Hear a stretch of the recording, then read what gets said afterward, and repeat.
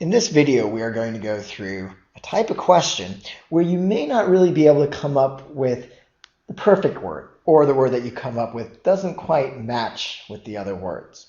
Or maybe you're just really not sure at all what goes here in the blank. So let's read this sentence and assume, again, that we don't quite understand what it's saying.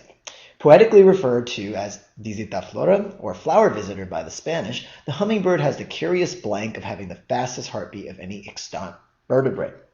So you read that, and again, you can't really come up with your own word, but you try, but you follow the basic steps, and so you're kind of at a loss here. What do? Well, you can arrive at the answer by plugging the words back in. And now I want to stress in this video that this should be almost a last-ditch effort, meaning that we want to follow the basic steps of finding the clue, which we'll do here, of course, but then coming up with our own word and matching. Here we can look for clues, of course, but ultimately we're going to have to plug the words back in and see which one makes the most sense. Okay, so we start here with notion. Has the curious notion of having the fastest heartbeat alive.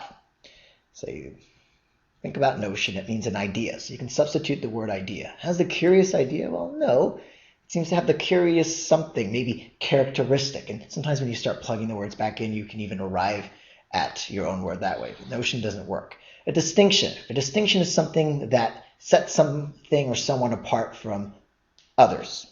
And so this seems like a distinction. Maybe it has the fastest heartbeat, so it's in its own little group, the fastest heartbeat group. So maybe this works. We'll put a little question mark there.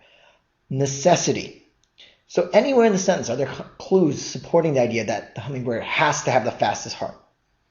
Maybe you have a background in science and think, oh, I've read somewhere that they have to have that really fast beating heart, otherwise their wings can't move that quickly. But that doesn't matter. In the sentence itself, there are no clues backing up necessity, so you can get rid of this.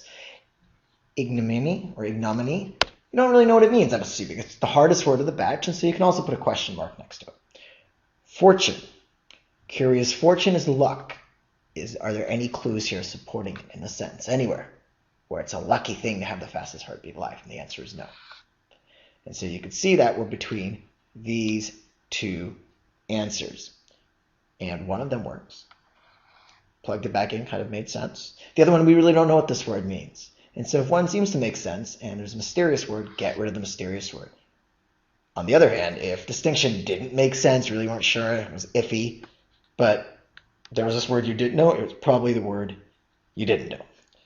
But here, ignominy, which means disgrace, doesn't work, and distinction is our answer.